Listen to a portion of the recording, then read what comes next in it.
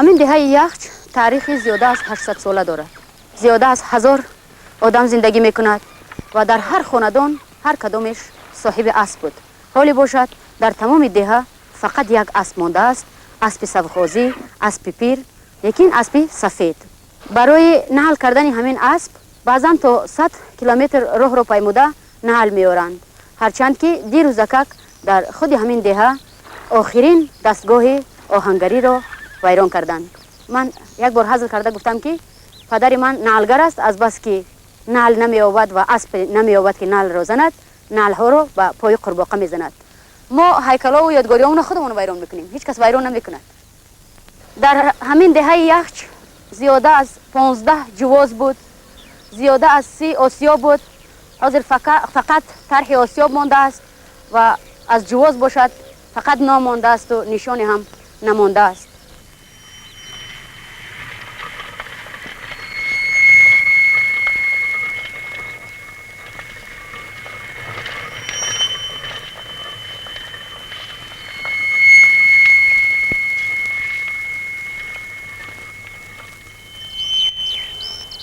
وقتهایی بود که برای آنکه دل آدم‌ها را مانانند به یادگاری‌ها حیوان‌ها را داخل می‌کردند. وقتهایی بود که برای دل آدم‌ها اخلاصشان گرداندند بناهای ویران می‌کردند. من خیال می‌کنم که این خطای اشدی بود. نقاشی کندل، آبرنگ طبیعی، زرحل و آب نقره بروی چوبی چهارمغز کشیده شده است. این آثار معماری اول عصر 19 را عالمان تنها در سالهای 60 در قشلاق ویستان دره رامید پیدا نمودند. در چنین جای سبزوات را نگاه می داشتند، گندم خشک می کردند و حتی پیله می پروریدند. قسم بیرونی این آثار یادگاری معماری فتور شیفت آن خراب گشته است. در و روزنه های زیبای پر از کندکاری اصلا گم شده رفته است. پنجره های پرنقش و نگار تا امروز در بین خس و خاشاک بودند. اگر ما امروز این بنای نادر را نجات ندهیم، یاد و خاطر خود را، فرهنگ خود را، مهر خود را نسبت به دیار عزیز ضعیف می‌گردانیم.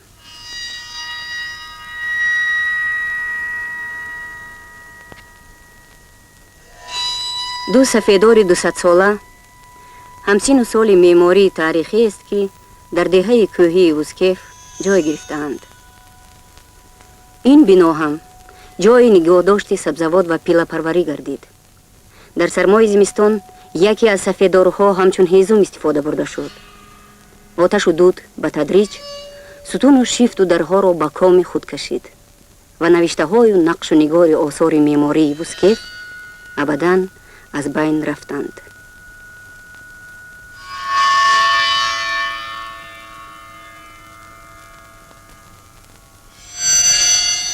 دود از سوز علو سر می زند، ننگ از گرد وطن سر می شود. شعر طفل روح اسیان زاده است، شاعر از درد وطن سر می شود.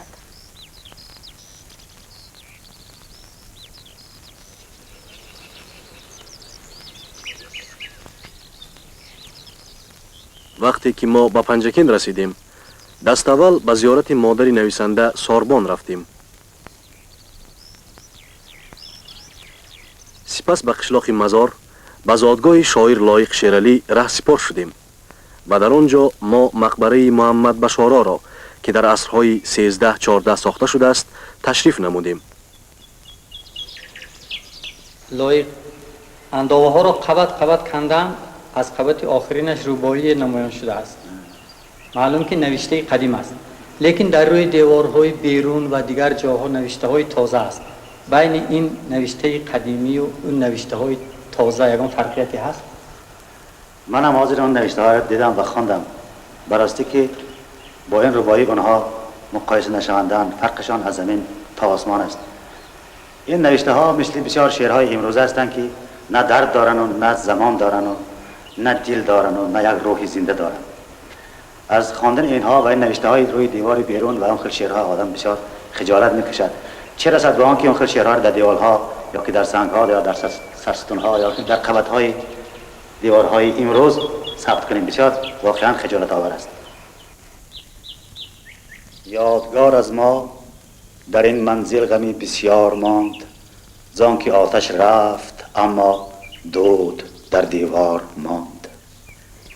این واقعا بیت عالی است، شاه بیت است که راستی نمیدانم از کدام شاعر است. باز یک بیت عالی دیگر اینجا گذاشتیم حاضر در دیوار نقش شده است، ثبت شده است.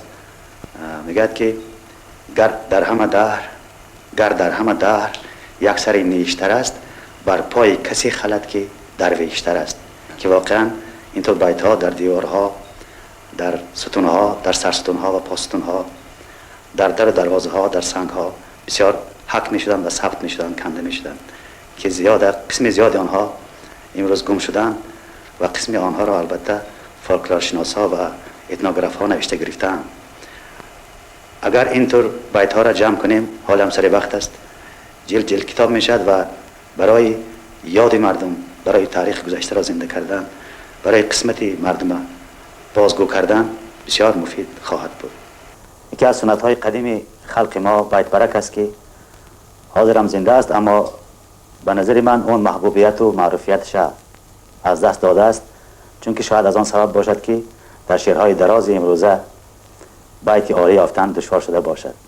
و من این یک دفترک اینجا هست که من اون بیت های برای مردم نوشتم، برای کتیبه های گورها نوشتم و جمع کردم.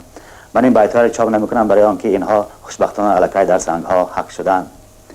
و تضاد دیگر این است که من اینقدر بیت نوشتم برای مردم و برای سنگ مزار مادر خودم هنوز بیتی دلخواه پیدا نکردم. این آخرین عکس مادرم است که عکس بردار امام محی الدین عالمپور 1 سال پیش از وفاتشان برداشته است. مادرم دستشان در پیش در پیش در ایستادن، شاید من انتظار باشند، شاید مهمانهای من، شاید دوستان من انتظار باشند. منم میخوام برای گوری مادرم یک سنگ یادگار بگذارم. سنگ مرمر تراشیده است، تیار است، اما هنوز من بیت دلخواهم برای این سنگ پیدا نکردم. یک چند نمود نوشتم، اما هیچ کدام آنها درد دل من بازگو کرده نمیتونن. سنگ تیار است و انتظار بیت است.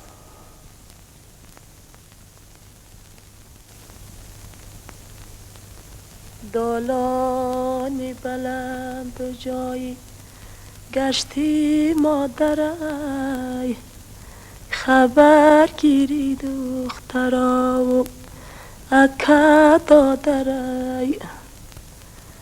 دوستان میگن خاله بجای مادرای، فندم نکنه سوزشی مادر دیگر های های های های.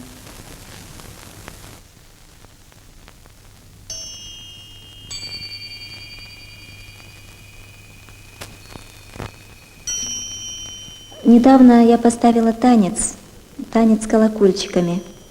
Девочки танцуют его с колокольчиками в руках, и звучит нежный серебряный звук.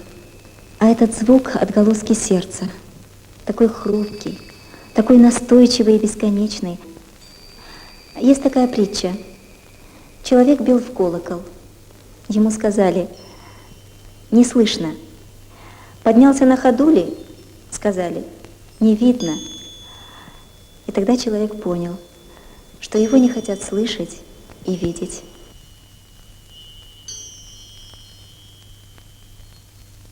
Хороший танец, так же, как и хорошая книга, хороший фильм, музыка, песня, должны волновать зрителя, должны задуматься, заставить задуматься каждого человека. И воздействуя на тончайшие нюансы человеческой души, заставить человека стать лучше, добрее и чище. Ну а для того, чтобы воспитать в людях эти качества, сам исполнитель тоже должен обладать этим же. Значит, это воспитывает и самих исполнителей тоже. Очень много работы, устаю. В эти минуты терзаюсь сомнениями, по правильному ли пути я иду. Хочется как-то очистить танцевальное искусство республики от всех ненужных прыжков, от всех ненужных акробатических всевозможных движений. Дать именно то, что присуще нашим танцам. Грациозность, пластичность, красоту, изящность. Я считаю себя очень счастливым человеком, потому что получаю огромное удовлетворение от своей работы, от своего труда. Для меня примером в этом являются наши великие труженики Малика Сабирова, Махмуд Вахидов. Я преклоняюсь перед их памятью. Это люди, которые жертвовали собой ради искусства. Это люди, которые отдавали всего себя полностью, без остатка, любимому делу, искусству. И мне хотелось бы, чтобы и я, и мои девочки были в этом похожи на них.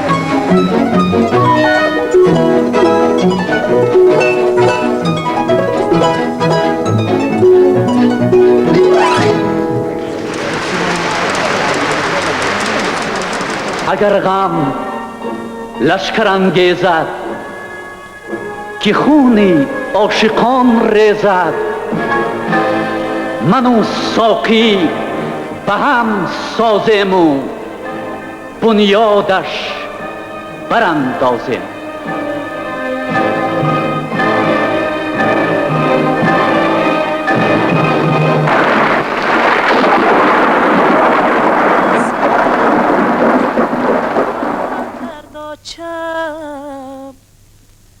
چیتا دل شید مرا جدا کرد آچم آچم بگه کرتای غم پاره کند شب در تای سر ماند و روز ماند.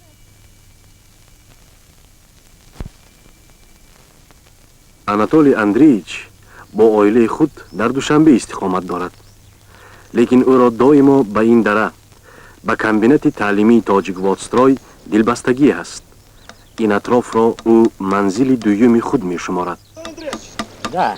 Что это вы за сооружение такое построили, очень интересное? Ну, видите ли, когда-то я в детстве смотрел картину «Дубровский». И она мне очень запечатлелась до сих пор. И я решил сделать такую березовую крепость, как у Дубровского. Ну, со временем вот сейчас облюбовали и сделали здесь отдохнуть беседочкой. Да, я запах. А запах какой вы, березовый. Слышите это?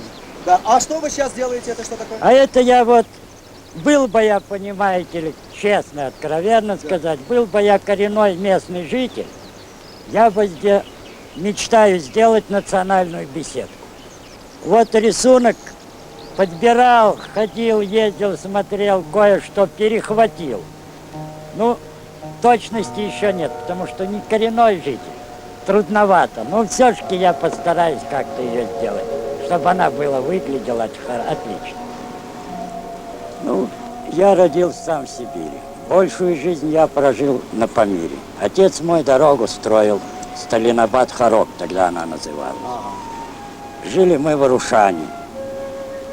Жили, значит, в Шипаде, в Шейдзе, там, во всех этих кишлаках, как до самого Ванчи. До 42-го года. В 42-м, 6 августа меня из Арушана забрали в армию. И войну я прошел от Киева и до самого Берлина. В 47 году я демобилизовался из Лейпцига. И приехал опять сюда, в Таджикистан. И мне пришлось строить дорогу спокойным Карамом до самого Куляба, узкоколейную железную дорогу. Вот. Сам работал я машинистом на тепловозе. Доработал свой срок, ушел на пенсию. И теперь я решил вот здесь, в этой зоне, кое-что сделать для отдыха, чтобы люди могли отдохнуть, вспомнить что-то старинное, что у нас давно забыто. Вот построил я мельницу.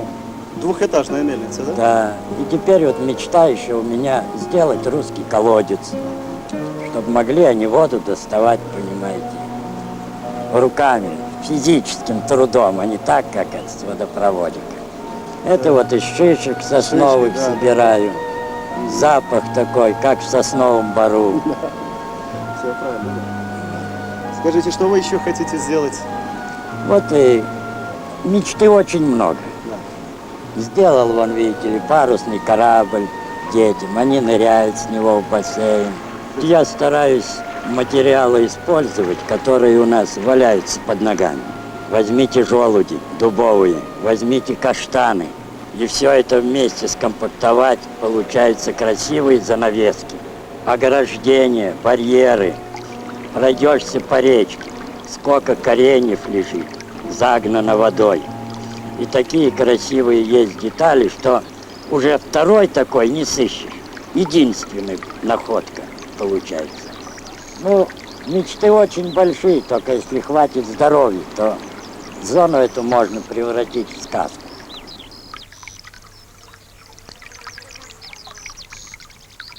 برگی تگی شرشر بینم نبود یک آدم به غم در عالم نبود هر کس کی غم ندارد آدم نبود نبود نبود ای یار بیا یار بیا یار بیا ای یار بیا یار بیا یار بیا صد برگی تگی شرشر بینم نبود از بحری فراق هیچ مرهم نبود به تو گل من بهار خورم نبود نبود نبود ای یار بیا یار بیا یار بیا ای یار بیا یار بیا یار بیا جز محرم رازدان هم نبود نبود نبود